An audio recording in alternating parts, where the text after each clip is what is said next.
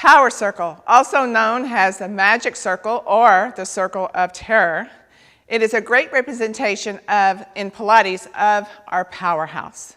Today we start with knees. It's an intro exercise with 6 to 8 reps. It strengthens the inner thighs, lifts the pelvic floor and strengthens that as well, and improves posture and alignment. The exercise setup is to sit at the edge of the carriage or wherever place you're sitting at the edge with your sits bones at the edge. The ring is placed between the knees, above the knee joint, with the feet firmly planted, not too wide, but in line with the hip, the knee, and the ankle. Sitting tall, the arms are crossed with the thumbs in the crease at shoulder height, with the collarbones open and the shoulders down and the ribs are in, and you're seated back onto those sits bones and not forward of them.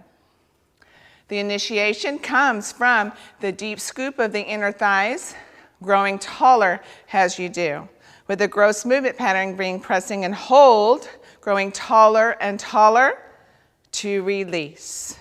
Precision points is to sit tall and pressing from the upper inner thighs, pressing to hold and to release, keeping the arms in line with the shoulders down, and the head is lifted with the ears right in line with the shoulders. Common errors is to press with the knees instead of with the upper inner thighs, and sitting forward of the sits bones or behind the sits bones and out of the powerhouse, which is on top of the sits bones.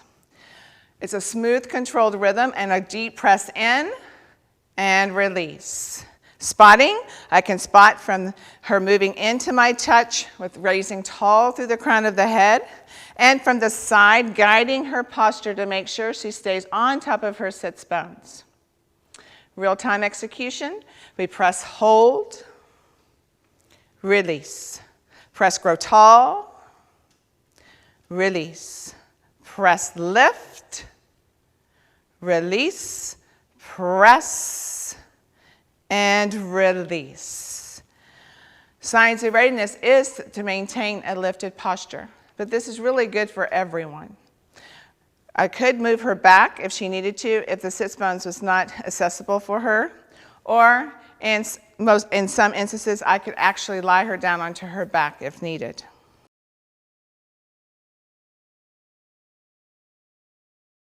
The next position that's seated is at the feet.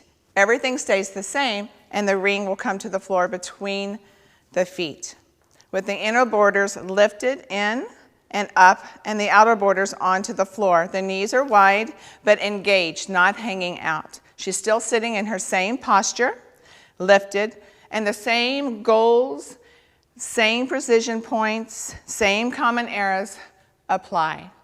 We execute. Press, hold, release, press, lifting taller and taller, release, press, release, and press, reaching tall through the crown of head.